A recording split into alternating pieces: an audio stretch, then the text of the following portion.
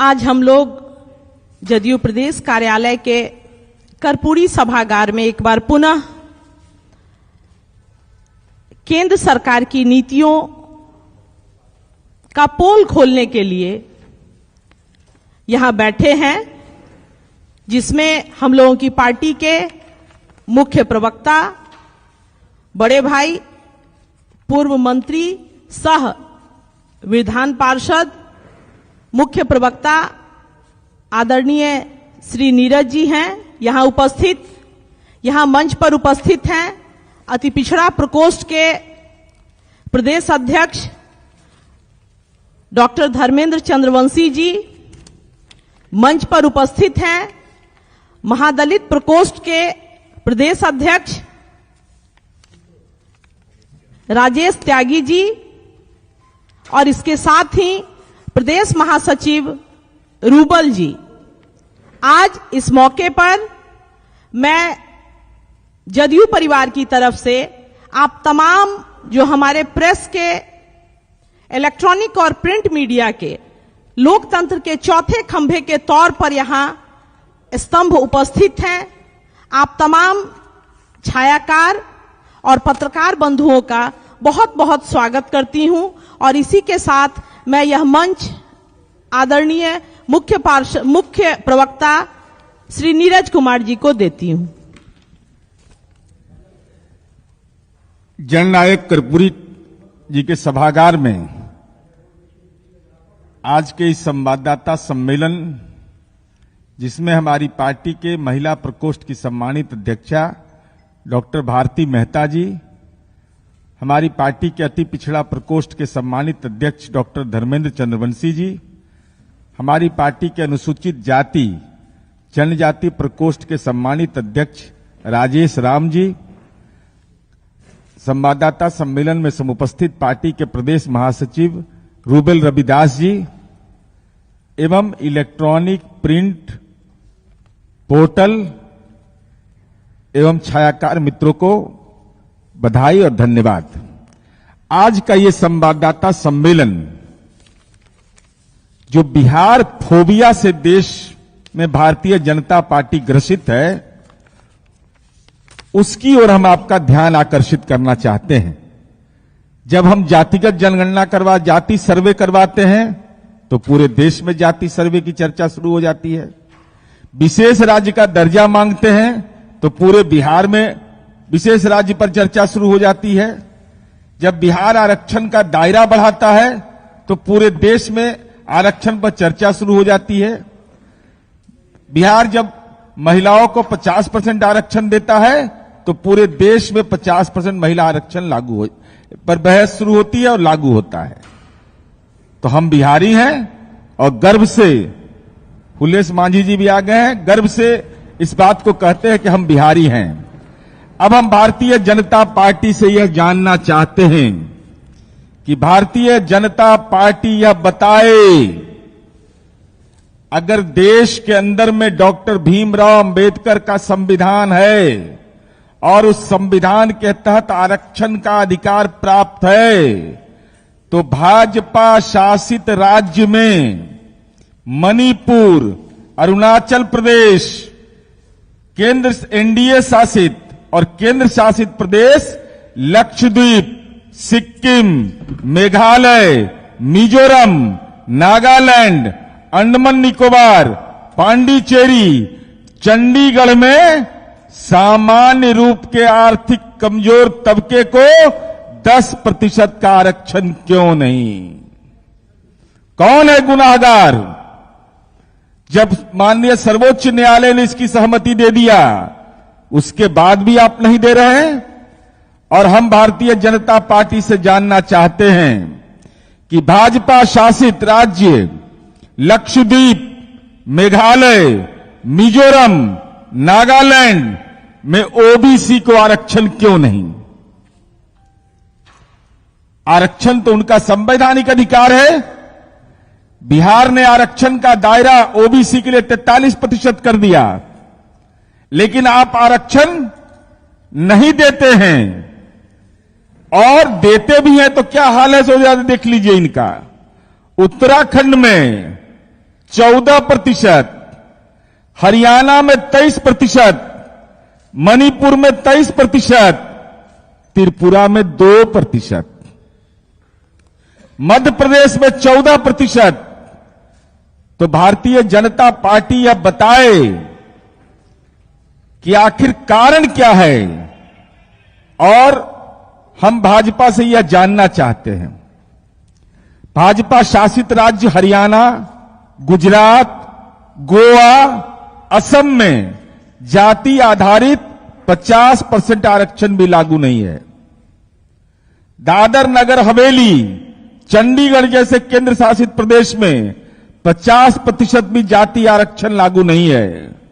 तो भारतीय जनता पार्टी को यह स्पष्ट करना चाहिए कि जब केंद्र के द्वारा, जब संविधान के विहित प्रावधान के तहत उनको आरक्षण मिलने का अधिकार है, चाहे ओबीसी समुदाय के लोग हों अथवा सामान्य वर्ग के लोग को हों, उनके आरक्षण को अब तक भाजपा शासित प्रदेश में क्यों नहीं मिला, ये भारतीय जनता पार्टी को स्पष्ट करना चाहिए। उसके बाद हमने आग्रह किया, केंद्र सरकार से आग्रह किया कि भाई संविधान के 9वीं अनुसूची में डालिए इसको।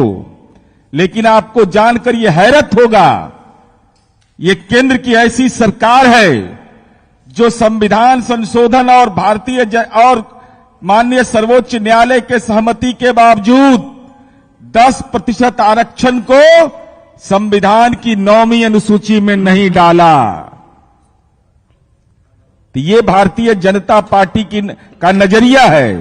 और क्या भारतीय जनता पार्टी यह मानती है कि संविधान के मौलिक अधिकार, जो धारा 15 और 16 के तहत जो आरक्षण का अधिकार है, क्या आरक्षण का अधिकार उस मौलिक अधिकार की अवहेलना है? भारतीय जनता पार्टी को यह स्पष्ट करना चाहिए। साथ ही साथ हम भाजपा से यह जानना चाहते हैं कि भाजपा यह बताए कि संविधान के 9वीं अनुसूची में आखिर क्यों, अभी तो संसद का सत्र चलने वाला है, जो भी बिहार बीजेपी के सांसद हैं, अभी लोकसभा और राज्यसभा का सत्र चल रहा है, चलेगा। अगर आप यह समझते हैं कि जाति सर्वे होना सही, जाति गणना सही, आरक्षण का दायरा बढ़ाना सही, तो नरेंद्र मोदी से कहिए कि संविधान की 9वीं अनुसूची में इसको डालें। अगर 9वीं अनुसूची में आप नहीं डालवाने के लिए आप अपनी आवाज बुलंद करिएगा, अपने प्रभाव का इस्तेमाल करिएगा, तो सीधे तौर पर यह माना जाएगा कि आप जो जनगणना हुई है, जो आरक्षण का दायरा बढ़ा है, आप उसके खिलाफ हैं। और हम यह जानना चाहते हैं भारतीय जनता पार्टी से कि 9वीं अनुसूची के मुद्दे पर आप गुमराह करते हैं। अरे देश के इतिहास में जो विषय सर्वाधिक महत्वपूर्ण रहा है वो संविधान की 9वीं अनुसूची में गया। और गैर भाजपा शासित प्रदेश के प्रति आपका नजरिया है। गुज्जर समुदाय का जब आरक्षण राजस्थान में बढ़ाया गया तो चूंकि कांग्रेस की सरकार थी तो आपने वह भी अनुरोध किया कि संविधान की 9वीं अनुसूची में डालिए। संविधान की 9वीं अनुसूची में केंद्र सरकार ने नहीं डाला, तो 10% दिए उसको भी नहीं डालिएगा। जहां ओबीसी को आरक्षण मिलना चाहिए वह भी आरक्षण आप नहीं दीजिएगा। केंद्र शासित, और ये तर्क जो देना है, ये बार बार तर्क देते हैं ये लोग कि आरक्षण की सीमा के बारे में, तो इस सबको तो ज्ञान भी लगता है कम है कि क्या है। यह विश्व की सबसे बड़ी पार्टी है, पता नहीं है कि लक्षद्वीप में 100% आरक्षण है। भारतीय जनता पार्टी को नहीं मालूम है ये बात का, क्या आरक्षण की सीमा के बारे में नहीं जानकारी है। 50% से आरक्षण का दायरा 60% बढ़ाया गया, 10% आगे बढ़ाया गया है। और इस देश में 12 ऐसे राज्य हैं जहां सामान्य वर्ग के, आर्थिक रूप से कमजोर वर्ग को 10% आरक्षण भी नहीं शुरू किया गया। 3 ऐसे राज्य हैं जहां 50% से कम आरक्षण दिया जाता है। तो हम भारतीय जनता पार्टी से इसीलिए आजकल गरीबी के नया नया परिभाषा बेचारे मोड़ घांची आदरणीय नरेंद्र मोदी जी नया नया परिभाषा आजकल गढ़ते हैं, कहीं अति पिछड़ा बन जाते हैं, और जब जाति जनगणना की बात होती है तब बेचारे को युवा किसान बहुत सारे चीज नजर आने लगते हैं, गरीबी की नई परिभाषा नजर आने लगती है। इसलिए हम आपके माध्यम से यही कहना चाहते हैं, माननीय सुशील मोदी जी, आपने यह कह दिया कि संविधान की 9वीं अनुसूची में के जाने के बाद भी इसको न्यायालय में चुनौती दी जा सकती है। हम आपकी जानकारी के लिए यह कहना चाहते हैं, जब जमींदारी उन्मूलन हुआ था और भू वितरण के लिए 50 के दशक में इसको 9वीं अनुसूची में डाला गया, 70 के दशक में जंगल जमीन मजदूर आंदोलन महत्वपूर्ण था इसलिए 9वीं अनुसूची में डाला गया, 90 के दशक के बाद जाति और आरक्षण का सवाल सर्वाधिक महत्वपूर्ण हो गया है, तो आरक्षण से संबंधित सभी कानून को संविधान की 9वीं अनुसूची में डालिए।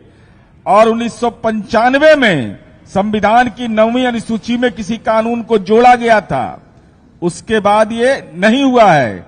इसलिए हम भारतीय जनता पार्टी से ही अनुरोध करना चाहते हैं कि भाजपा यह स्पष्ट करे कि बिहार में जो जाति गणना हुई, आरक्षण का दायरा बढ़ाया गया, संविधान की 9वीं अनुसूची में वह डाला जाएगा कि नहीं, पहला। दूसरा सवाल हमारा है कि एक देश एक कानून की बात करने वाले भाजपा शासित राज्यों में जाति आधारित कुछ एक राज्यों में 50% भी आरक्षण लागू क्यों नहीं कर रहे हैं? लक्षद्वीप, मेघालय, मिजोरम, नागालैंड में ओबीसी को आरक्षण क्यों नहीं? भाजपा शासित राज्य मणिपुर, अरुणाचल प्रदेश और एनडीए शासित और केंद्र शासित प्रदेश, क्योंकि केंद्र में भी शासित प्रदेश में आपका शासन चलता है, लक्षद्वीप, सिक्किम, मेघालय, मिजोरम, नागालैंड, अंडमान निकोबार, पांडिचेरी, चंडीगढ़ में सामान्य वर्ग के आर्थिक रूप से कमजोर तबकों को 10% आरक्षण क्यों नहीं दिया जा रहा है? और संविधान की 9वीं अनुसूची के मामले पर गुमराह नहीं करिए।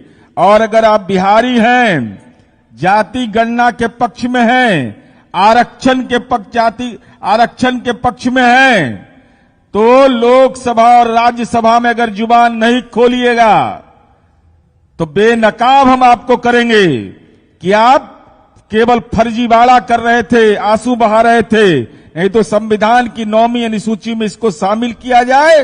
जो बिहार का जातिगत आरक्षण है, 50% हिस्सेदारी है, वह मिलना चाहिए। देश के विभिन्न राज्यों में आप जातिगत जनगणना करवा नहीं रहे हैं, जो संविधान के प्रावधान है उसके तहत भी आप नहीं दे रहे हैं। जो आपने अनुशंसा लागू कर दिया उसको 9वीं अनुसूची में नहीं डाल रहे हैं। इसका मतलब साफ है कि भाजपा आरक्षण विरोधी है, और हिम्मत है तो भाजपा को इन सवालों का जवाब देना चाहिए। मैं पढ़ के बता देता हूं।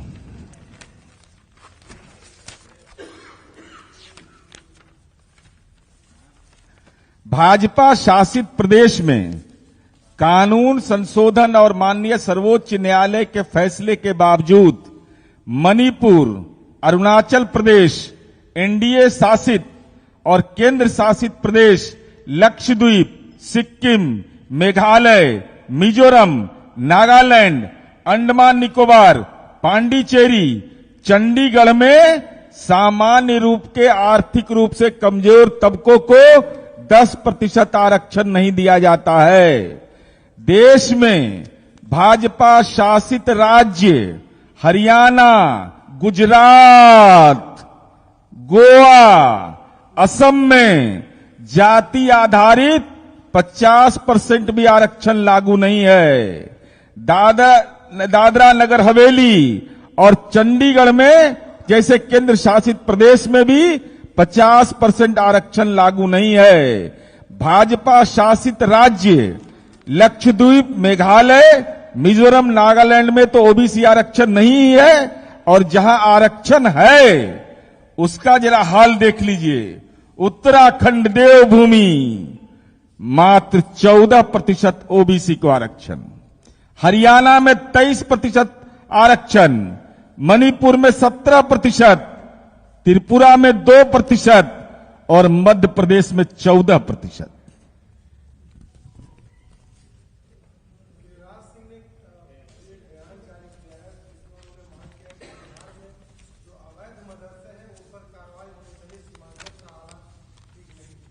सीमांचल का हालत क्या है?